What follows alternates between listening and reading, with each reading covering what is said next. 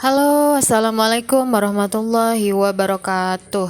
Ya, bertemu kembali bersama saya, Ibu Sri Intan Purnama, SEMM.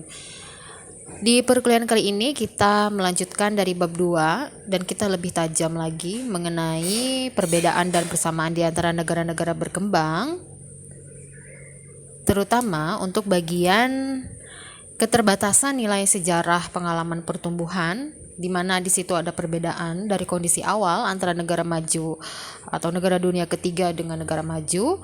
Dan yang kedua, kita juga akan membahas lebih mendalam mengenai apakah standar kehidupan di negara berkembang dan negara maju itu dapat disetarakan.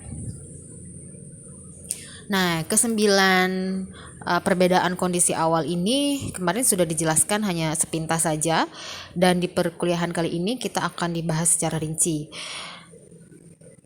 Namun untuk lebih awal lagi, kita kan akan lebih membahas banyak mengenai dunia ketiga ya. Nah, kalian tahu nggak sih dunia ketiga itu, negara dunia ketiga itu apa? Jadi ini berawal pada saat Perang Dingin, nah alias Perang Dunia Kedua ya, di mana dunia ini sedang kacau balau akibat perang. Nah, pada akhir Perang Dunia Kedua ini, peta kekuatan dunia ternyata terbelah menjadi dua kubu besar yang saling bertolak belakang berdasarkan geopolitik kedua kubu tersebut, baik itu di dalam hal pemerintahan dan pandangan sikap politik.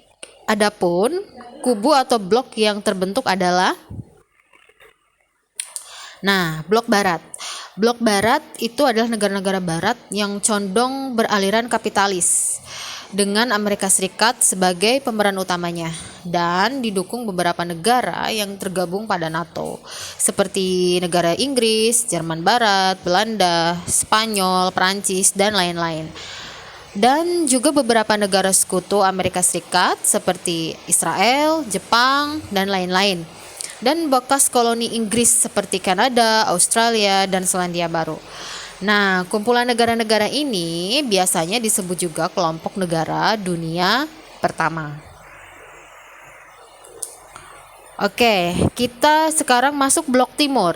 Blok timur itu Uni Soviet, di mana negaranya itu didukung oleh beberapa negara di Eropa Tengah dan Timur yang bergabung dalam aliansi militer Pakta Warsawa. Nah, seperti negara Bulgaria, Cekoslovakia, Jerman Timur, Hungaria, Polandia, Romania, dan Albania, serta didukung juga oleh beberapa sekutu Soviet di luar Eropa, ini seperti China dan Kuba. Negara ini disebut dengan negara dunia kedua. Nah, di luar kedua kubu tersebut, dunia juga mengenal yang namanya kelompok yang mencakup negara-negara di belahan benua Afrika, Asia, wilayah Timur Tengah, dan juga Amerika Latin, yang mana negara-negara tersebut itu tidak berpihak atau tidak terlibat baik di blok barat maupun juga blok timur. Kumpulan negara-negara ini biasanya disebut dengan kelompok negara dunia ketiga. Jadi bila ada orang yang mungkin menyebutkan bahwa faktor utama asal muasal sebuah negara dikatakan dunia ketiga itu karena dia miskin, terbelakang, kuno, ataupun gagap teknologi, hal itu adalah salah ya. Karena negara dunia ketiga ini biasanya adalah yang dimaksud dengan negara-negara bekas jajahan ya, atau kolonial, yang umumnya ini terdiri dari negara sedang berkembang, negara kurang berkembang, dan juga beberapa negara yang miskin. Apa saja karakteristiknya? Yang pertama, perkembangan industrinya agak lamban. Kedua, per kapita juga rendah. Nah, bahkan di beberapa negara ini sangat rendah, sehingga tidak mencukupi menunjang pertumbuhan ekonomi negara tersebut. Kemudian selanjutnya, tingkat pertumbuhan jumlah manusianya tinggi, namun juga pendidikannya juga dan kemampuannya rendah. Lalu fasilitas kesehatan, infrastruktur transportasi juga kurang memadai. Tingkat ketergantungan akan bantuan negara maju ini juga masih cukup tinggi. Nah, meskipun mayoritas negara-negara dunia ketiga itu umumnya miskin secara ekonomi, tidak terlalu kuat, namun ternyata ada juga loh negara kaya raya yang tergolong negara dunia ketiga, yaitu Arab Saudi dan beberapa negara Jazirah Arab lainnya. Kenapa? Karena Arab Saudi memang masih menganut kultur Arab yang sangat kental dan dipimpin oleh kerajaan dengan sistem pemerintahan yang agamis. Sehingga negara tersebut bersifat sangat konservatif dan enggan bersinggungan langsung dengan kedua non-blok itu. Walaupun memang di sana ada sumber minyak ya, melimpah, tapi ini baru ditemukan sekitar tahun 1938 dan pengembangan untuk mengeksploitasi minyak ini baru dimulai pada tahun 1941. Oke, kita masuk kepada perbedaan kekayaan sumber daya alam dan kualitas modal manusia yang tadi di bab awal kita di slide awal kita ini merupakan pokok bahasan yang akan dirinci selanjutnya. Pertama, kita berbeda sumber daya alam dengan negara maju, lalu dengan apalagi modal manusianya itu sendiri berbeda. Jadi, walaupun sumber daya alam memiliki sangat membutuhkan investasi modal untuk mengelola juga memanfaatkannya. Lalu perbedaan kekayaan sumber daya manusia yang terampil, kita juga pada awal pertumbuhan ekonominya mayoritas penduduk negara dunia ketiga ini kurang terdidik ya, kurang berpengalaman, kurang cakap apabila dibandingkan dengan negara-negara yang sekarang maju. Akses mereka ke pasar juga nih, sumber informasinya pun relatif sangat terbatas. Menurut salah satu ahli, Paul Romer, ini negara-negara berkembang dewasa ini miskin karena penduduknya tidak memiliki akses ke gagasan yang dahulu dimanfaatkan oleh negara-negara yang sekarang maju untuk menciptakan nilai ekonomisnya. Ya, makanya di sini bagi Romer, kesenjangan teknologi antara negara-negara miskin dan negara-negara kaya ini dapat dipilah menjadi dua, yaitu ada kesenjangan objek gap yang bersifat fisik ya, seperti pabrik, jalan raya, dan mesin modern, dan kesenjangan gagasan atau idea gap. Ini yang mencakup ketimpangan pengetahuan tentang pemasaran, distribusi, upaya kontrol persediaan, pemrosesan transaksi, dan pembangkitan motivasi pekerja. Nah, kesenjangan gagasan inilah atau apa yang oleh Thomas Homer Dixon disebut kesenjangan daya kreasi atau ingenuity gap, yakni ketimpangan dalam menciptakan gagasan-gagasan inovatif untuk mengatasi berbagai persoalan sosial dan teknis yang bersifat praktis ya, yang menjadi sumber perbedaan pengalaman pertumbuhan antara negara-negara maju dan juga negara-negara berkembang. Kesenjangan sumber daya manusia seperti itu tidak ditemui nih oleh negara-negara yang sekarang tergolong maju pada awal industrialisasinya. Nah, ini selanjutnya kita juga berbeda per kapita dan tingkat GDP dibandingkan dengan negara-negara lainnya di dunia. Pertama, ini lebih dari 50% penduduk negara dunia ketiga harus berusaha keras guna mempertahankan hidupnya dengan pendapatan yang sangat minimum.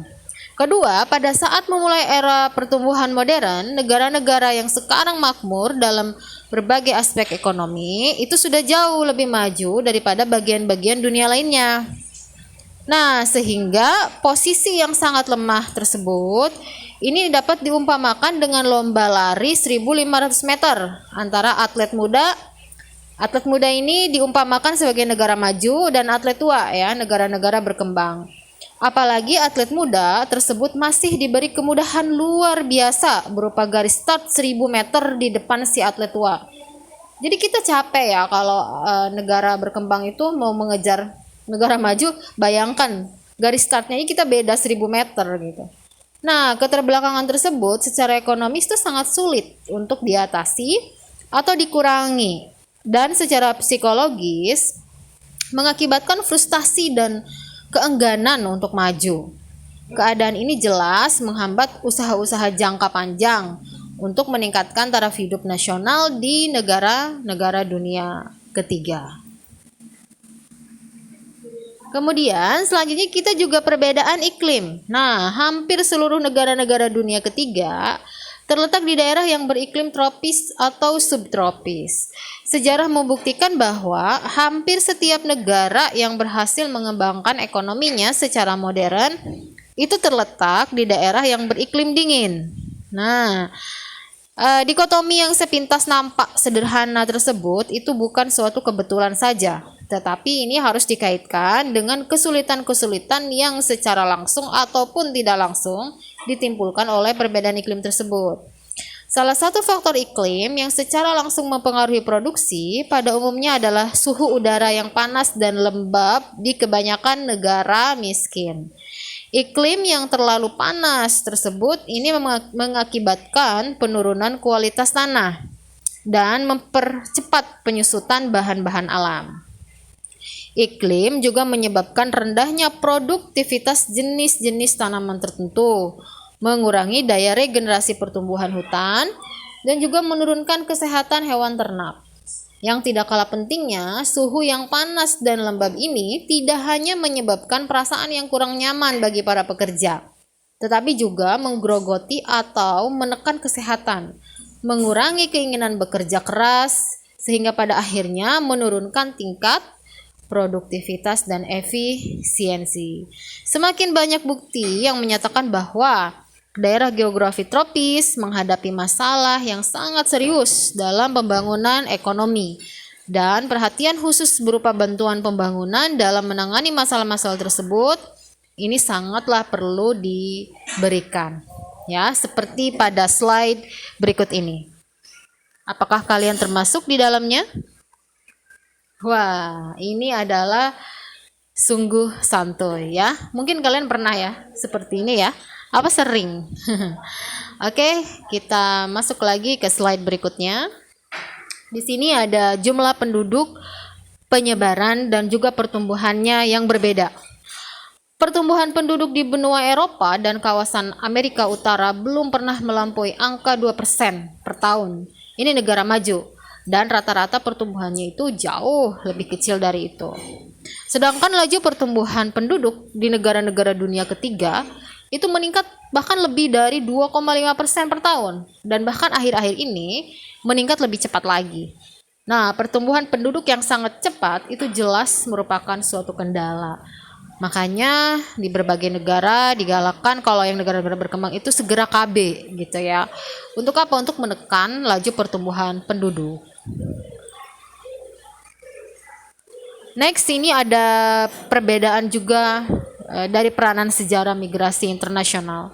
Sebenarnya ini ada keuntungan dan kerugian ya kalau dari migrasi ini, baik bagi negara yang ditinggalkan maupun juga yang dituju. Nah, di sini kalau keuntungan bagi negara yang ditinggalkan, ternyata ini terbebas dari biaya untuk lapangan pekerjaan dan sumber devisa juga bagi negaranya. Sedangkan kerugian itu kehilangan sumber daya manusia yang intelektual. Hal ini udah jelas. Selanjutnya ada rangsangan pertumbuhan dari perdagangan internasional. Nah, perdagangan bebas atau free trade internasional seringkali memicu nih pembangunan ekonomi negara-negara yang sekarang maju selama abad ke-19 dan awal abad ke-20. Tapi pada negara berkembang pada umumnya mengalami kemunduran drastis dalam posisi perdagangannya. Mengalami peningkatan tetapi tidak secepat negara maju. Negara maju cenderung menghambat. Kenapa ini terjadi? Ternyata negara maju cenderung menghambat negara berkembang dalam masuknya barang-barang tersebut ke negaranya dengan berbagai alasan dan cara, yakni dengan mulai dari pengenaan tarif impor atau bea masuk yang kelewat tinggi, kuota impor dihambat, persyaratan dan izin-izin khusus lainnya juga. Nah, makanya kemarin ada video Indonesia masuk menjadi negara maju versi Amerika dalam segi perdagangan internasional.